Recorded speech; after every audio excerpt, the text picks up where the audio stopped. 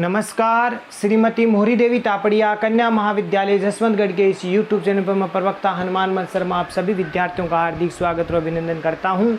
प्यारे विद्यार्थियों, BA प्रथम वर्ष के कक्षा के अंतर्गत हिंदी साहित्य विषय में हिंदी भाषा व साहित्य का इतिहास, उसमें हम महत्वपूर्ण प्रश्नोत्तरों को देख रहे हैं प्यारे विद्यार्थियों। और विगत वीडियो से राजस्थानी भाषा के विकास क्रम को हम स्पष्ट कर रहे हैं प्यारे विद्यार्थियों। इसमें हमने विगत वीडियो में हमने पढ़ा राजस्थानी भाषा की भूमिका के संदर्भ में, साथ ही साथ इसमें इसका जो प्रारंभिक काल है, जो कि अलग अलग विद्वानों ने अलग अलग ढंग से जो है बांटा है।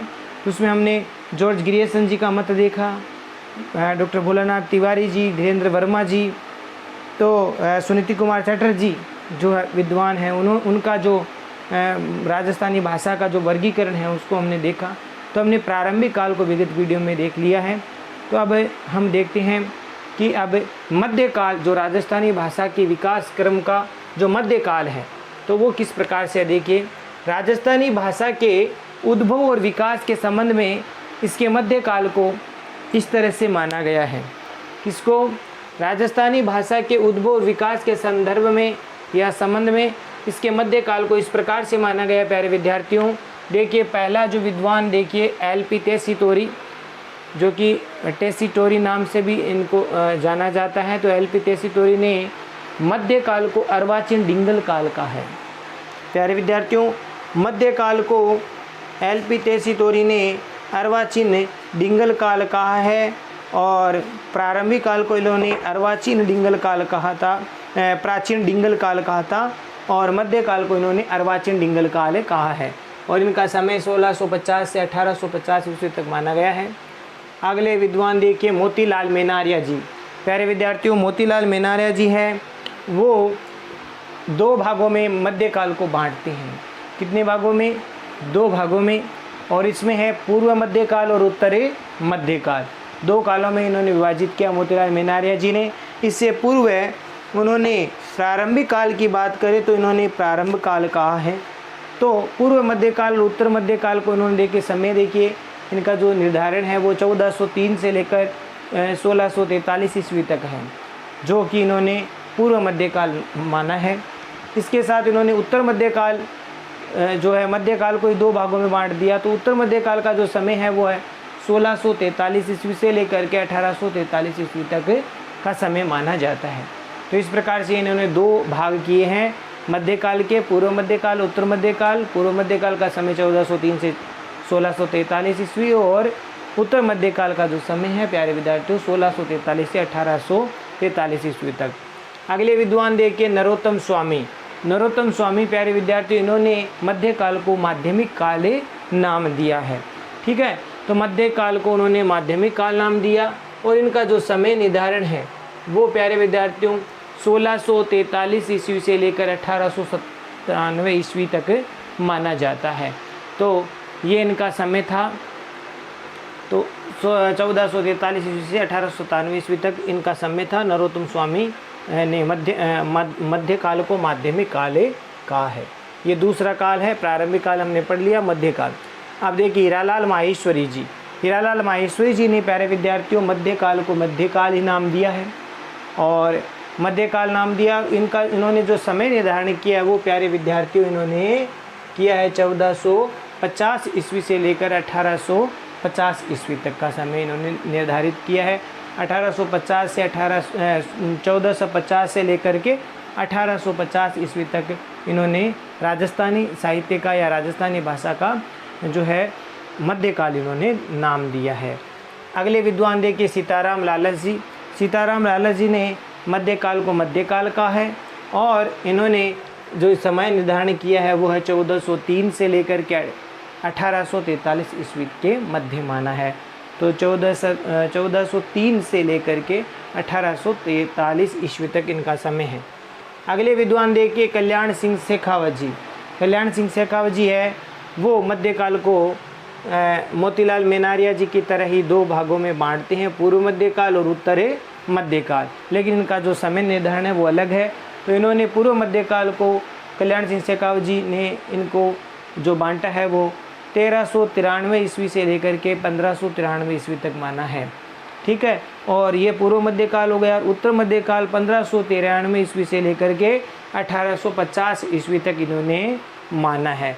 तो इस प्रकार से इन्होंने कल्याण सिंह शेखावत जी ने पूर्व मध्यकाल और उत्तर मध्यकाल 2 भागों में मध्यकाल को बांटा है। तो आशा करता हूँ प्यारे विद्यार्थी, विद्वानों के नाम कम से कम ये अगर 6 नहीं याद हो सकते, 5-6, तो कम से कम 2-3 तो आप बिल्कुल परीक्षा में आप इसको करना ही है आपको। तो ये ठीक प्रकार से इनको याद कर लेना और इनका समय निर्धारण। अगली बात देखिए, इस तरह से सभी विद्वानों ने राजस्थानी भाषा के मध्यकाल को 14वीं सदी से लेकर के 19वीं सदी के मध्य माना है। ध्यान रखना, सभी विद्वानों का अगर हम समय निर्धारण देखें तो ये लगभग 14वीं शताब्दी से लेकर के 19वीं शताब्दी यानी 1800 के आसपास का या 1850 के आसपास का समय निर्धारित किया जाता है। तो ये लगभग 14वीं शताब्दी से लेकर के हम कह सकते हैं कि 15वीं शताब्दी 19वीं शताब्दी तक, यानी कई विद्वान 1300 के, तो ये 14वीं शताब्दी से लेकर के हम मान सकते हैं ये 19वीं शताब्दी के या 19वीं सदी के मध्य तक माना जा सकता है। और ये अवधि प्यारे विद्यार्थियों आपको मालूम ही है, इतिहास में आप पढ़ते भी हो, ये मुग़ल साम्राज्य था इस समय। तो मुग़ल शासन की उस समय थी ये अवधि। और इसमें देसी रियासतें जो राजस्थान में थी, तो देसी रियासतों का जीवन कुछ युद्ध के लिए उत्साह और विकास से युक्त था। युद्ध के लिए वो तत्पर रहते थे और युद्ध का माहौल भी था। कई राजा है वो मुग़ल शासकों के अधीनता स्वीकार कर चुके थे और उन्हीं की प्रेरणा से युद्ध इत्यादि करते थे, और कई है वो मुग़ल शासकों की अधीनता स्वीकार नहीं करते। तो इस प्रकार से दोनों में जो संघर्ष चलता रहता था और आपसी राजपूत रियासतें भी जो है युद्ध किया करते थी। तो इस प्रकार से जीवन में कुछ युद्ध के लिए उत्साह एवं विकास से युक्त था। फलस्वरूप हिंदी की तरह ही राजस्थानी में, हिंदी साहित्य की तरह ही राजस्थानी में भी भक्ति साहित्य के साथ साथ, देखिए प्यारे विद्यार्थियों, भक्ति साहित्य ये कालखंड हम हिंदी साहित्य में भक्ति, ये जो कालखंड हम देखते हैं 14वीं शताब्दी से लेकर 19वीं शताब्दी तक, और ये जो कालखंड है वो हम भक्ति काल का मानते हैं। और इसी प्रकार से राजस्थानी साहित्य में भी ये भक्ति साहित्य के साथ साथ वीर और श्रृंगार प्रसंगों, यानी वीर साहित्य लिखा गया। श्रृंगार, राजा महाराजाओं के अधीन जो दरबारी कवि थे वो उनके राजा महाराजों की श्रृंगार इत्यादि जो वर्णन वो किया करते थे। तो इन प्रसंगों का चित्रण यहाँ के दरबारी जो कवि थे, यहाँ के जो दरबार में रहने वाले कवि थे, उन्होंने किया। और इस काल में देखिए, मुख्य बात देखिए प्यारे विद्यार्थी, इस काल में कौन कौन से कवि हुए हैं अपने राजस्थान में। तो देखिए मीराबाई का नाम बड़े आदर के साथ लिया जाता है, कृष्ण भक्त कवयित्री। और मीराबाई, दुर्साजी आढ़ा, ईश्वरदास, दादू, रज्जब, बांकीदास, सुंदरदास, दयाबाई, सूर्यमल मिश्रण, पृथ्वीराज राठौड़, जाम्बोजी, जसनाथ और कुशल लाभ इत्यादि सैकड़ों रचनाकार हुए हैं। और इन्होंने अपनी रचनाओं से क्या किया है प्यारे विद्यार्थियों, राजस्थानी जो साहित्य उसको विकास किया, संवर्धन किया, उनका पोषित किया। इस प्रकार से इनका बहुत योगदान है राजस्थानी साहित्य में।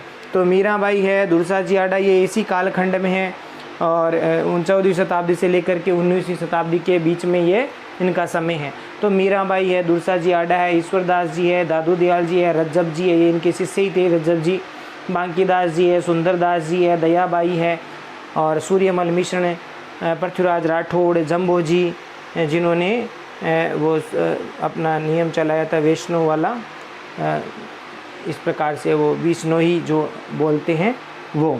तो जसनाथ जी और कुशल लाभ जी आदि कई सैकड़ों रचनाकार थे। उन्होंने अपनी रचनाओं से राजस्थानी साहित्य का विकास और पोषित है वो किया।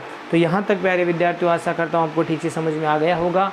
और ये था मध्यकाल का जो विकास था, किस प्रकार से राजस्थानी भाषा का जो मध्यकाल था उसका विकास किस प्रकार से हुआ और इसका जो समय है वो इस प्रकार से है। और इनको बांटने वाले जो मध्यकाल नाम देने वाले अलग अलग मध्यकाल को कौन कौन से विद्वानों ने क्या क्या नाम दिए हैं, उनको क्या क्या किस किस समय उन्होंने निर्धारित किया है, तो ये आप ठीक प्रकार से याद कीजिएगा। मुख्य रूप से एल.पी. तेसी तोरी, मोतीलाल मेनारिया, ये नरोत्तम स्वामी, सीताराम लालस, ये बहुत ही महत्वपूर्ण है। तो इनके कालखंड को आप ज़रूर याद करें। तो आशा करता हूँ यहाँ तक आपको समझ में आ गया होगा।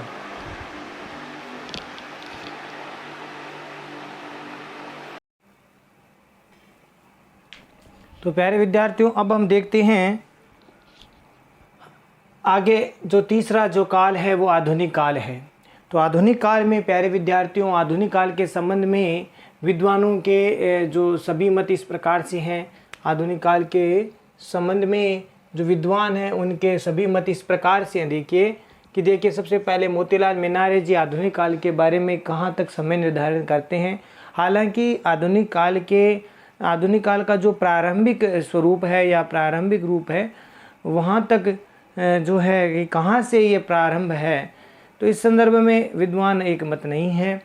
तो अब हम देखते हैं आधुनिक काल के समय विद्वानों के सभी मत। मोतीलाल मेहनारिया जी है, वो प्यारे विद्यार्थियों 1843 ईस्वी से अब तक स्वीकार करते हैं आधुनिक काल को। तो 1843 से अब तक जो चला आ रहा है वो प्यारे विद्यार्थियों आधुनिक काल है, ऐसा मोतीलाल जी मेहनारिया जी मानते हैं।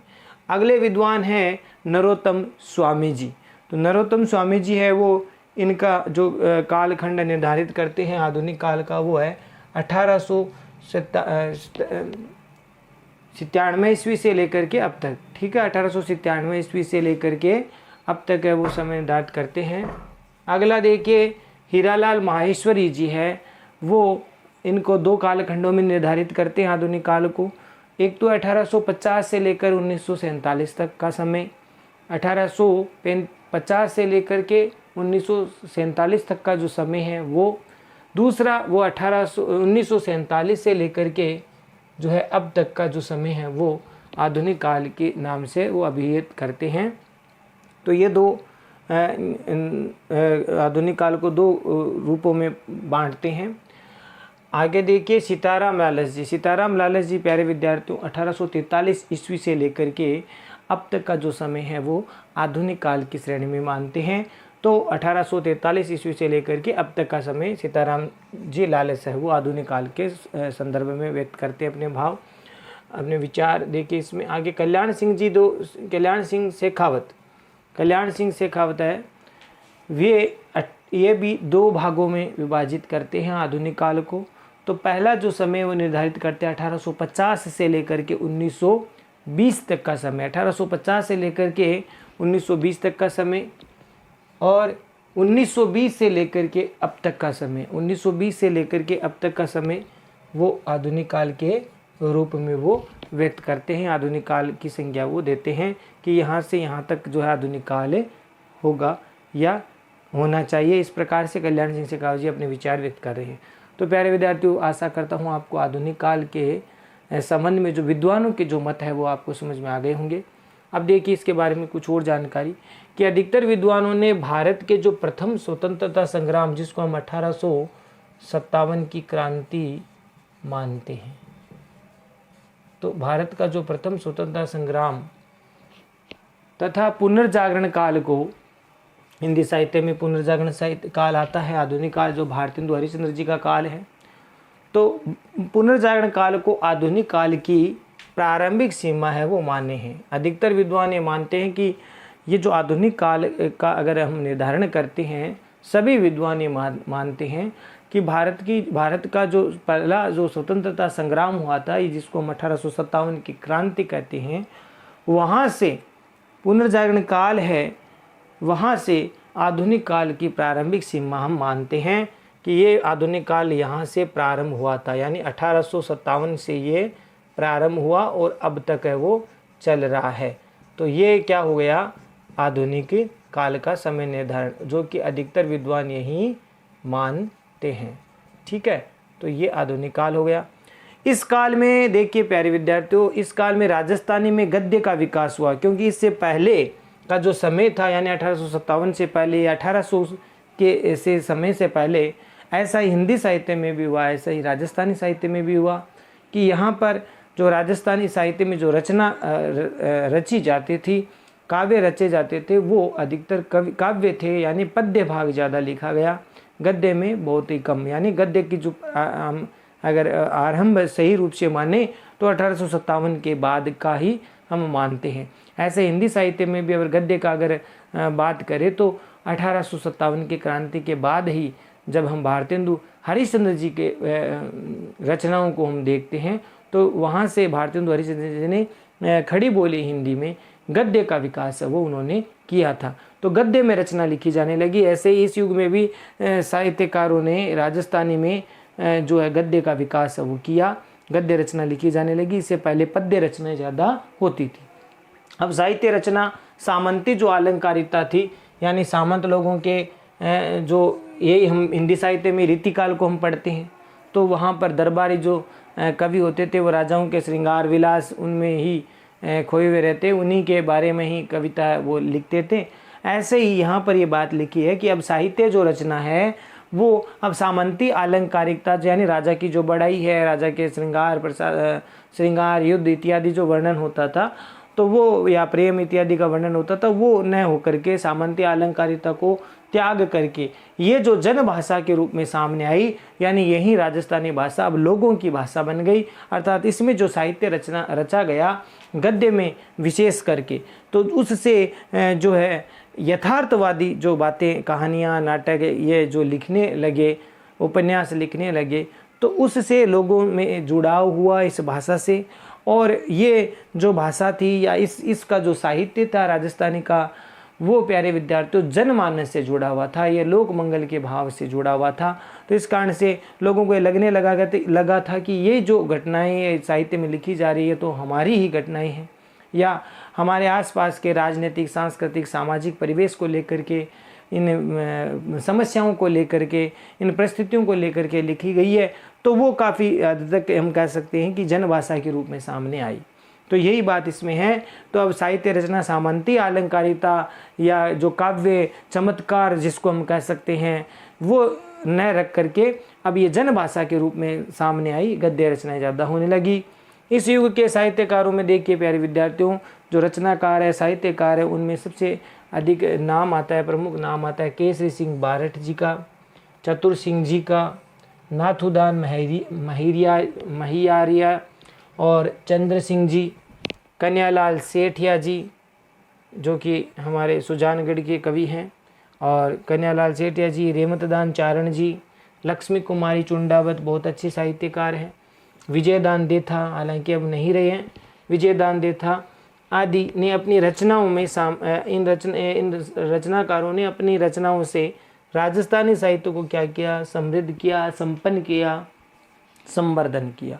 तो इस प्रकार से कुल मिलाकर के ये बात हम कह सकते हैं कि आधुनिक काल तक आते आते राजस्थानी भाषा में जो साहित्य का विकास है वो बहुत अधिक हुआ। और विशेषकर प्यारे विद्यार्थियों जो गद्य की विधाएं हैं उनमें बहुत विकास हुआ, और गद्य जो इस रूप में अधिक चर्चित रहा और हो रहा है।